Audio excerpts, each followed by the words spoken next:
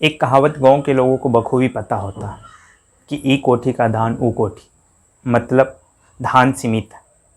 दूसरी कोठी में आप जितना धान डालेंगे, पहले कोठी से धान उसी अनुपात में कम होता चला जाएगा। कि इस बार यदि जीतेंगे तो 5 बीघा ज़मीन और एक सफारी लेना। अगर मौका मिला तो अपने बालकों को भी कहीं न कहीं सेट कर ही देंगे। और आम जनों से भी अपील है कि एक खुद्दी सुपारी के लिए पूरे पान को न गंवाएं। नमस्कार, मैं हूं श्रवण। आप देख रहे हैं द उगडुक, जिंदगी की ज़रूरी सच्चाई। बिहार में पंचायत चुनाव मुहाने पर है। कई जगहों पर हो चुकी है और कई जगह पर होने बाकी है। पंचायत में कई पदों के लिए चुनाव होता है, जिसमें मुखिया, सरपंच, समिति, वार्ड सदस्य और सरपंच के पंच ऐसे पद होते हैं। लेकिन आमतौर पर यह देखा जाता है कि मुखिया के पद के लिए ज़्यादा मारामारी होती है। पंचायत में हर कोई चाहते हैं कि मुखिया का पद उन्हें हासिल हो। अब मुखिया के पद के लिए इतना मारामारी क्यों? वर्तमान समय में मुखिया बनना मतलब पंचायत के विकास के लिए नहीं, बल्कि निजी संपत्ति में अप्रत्याशित वृद्धि के लिए होता है। नॉमिनेशन के वक्त भले ही कर्जा लेकर पर्चा भरा गया हो, लेकिन मुखिया पद पर निर्वाचित होने के साल लगते लगते ब्याज पर पैसा लगने लगता और दूसरा साल लगते लगते ब्याज के पैसा से बुलेट आ जाता। कुछ लोग कहते हैं कि मुखिया की कुर्सी में गर्मी बहुत है। हालांकि मैं इससे इत्तेफाक नहीं रखता, पर मना भी नहीं कर सकता। वह इसलिए क्योंकि यह कुर्सी कोई आम कुर्सी नहीं, बल्कि शेयर मार्केट का वह प्रतीकात्मक सांड है जिसका ठसक कभी कम नहीं होता है।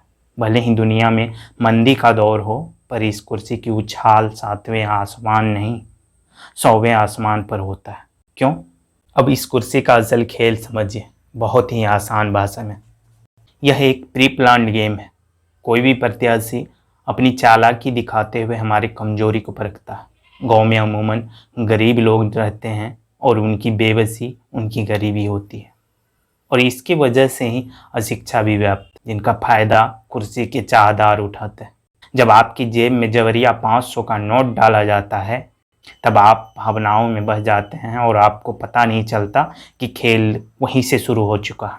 उस समय आप यह नहीं सोचते कि उसी व्यक्ति के पास यदि आप अपना पीएम आवास योजना का घर मांगने जाएंगे तो आपसे ही घूस के रूप में 5,000 से 10,000 रुपया मांगा जाएगा। राशन कार्ड के लिए घूस मांगे जाएंगे, नली गली योजना के लिए घूस मांगे जाएंगे। अब आप ही बताइए कि वह 500 का नोट हमारे समाज के लिए कितना घातक है। यह उस बंसी का बोर है जिसे खाने से पहले मछली को तनिक भी आशंका नहीं होता कि अब वह फंसने वाली है और जान भी जा सकती है। क्या आपने कभी सोचा कि उस 500 के बदले आपको कितना भुगतान करना पड़ा? नहीं ना? पर ज़रूर सोचिएगा। और सोचिएगा यह भी कि कोई भी पदासीन व्यक्ति जितने सरकारी फंडों में घोटाला कर कमाता है, उन पैसों के असली मालिक भी टैक्स पेयर्स, आम जनता ही हैं, यानी आप ही हैं। और जो धन हमसे सीधे रूप से लिए जाते हैं वो तो है ही। अब यदि कोई वार्ड मेंबर, मुखिया, समिति, सरपंच अमीर हो रहा है तो उसकी सापेक्ष आपका ही जेब ढीला हो रहा है। यह समझना बहुत ज़रूरी है। एक कहावत गांव के लोगों को बखूबी पता होता है कि ई कोठी के धान ऊ कोठी, मतलब धान सीमित है। आप दूसरे कोठी में जितना धान डालेंगे, पहले कोठी से उसी अनुपात में धान कम होता चला जाएगा। घूसखोरी का सिद्धांत भी यही है। आपके जेब से दूसरे की जेब में पैसा जाता है तो उसी अनुपात में आपका जेब भी खाली होता है। अब सवाल यह कि सभी व्यक्ति ऐसे होते हैं? मैं कहूँगा नहीं।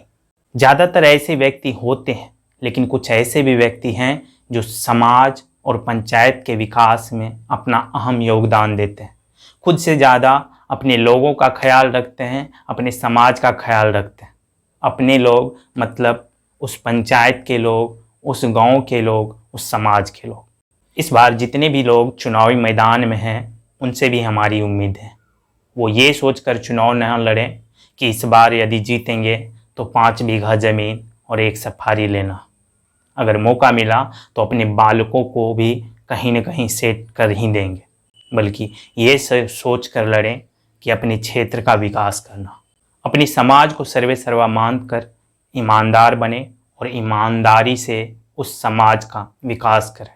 और आमजनों से भी अपील है कि एक खुद्दी सुपारी के लिए पूरे पान को न गंवाएं। बहुत बहुत शुक्रिया।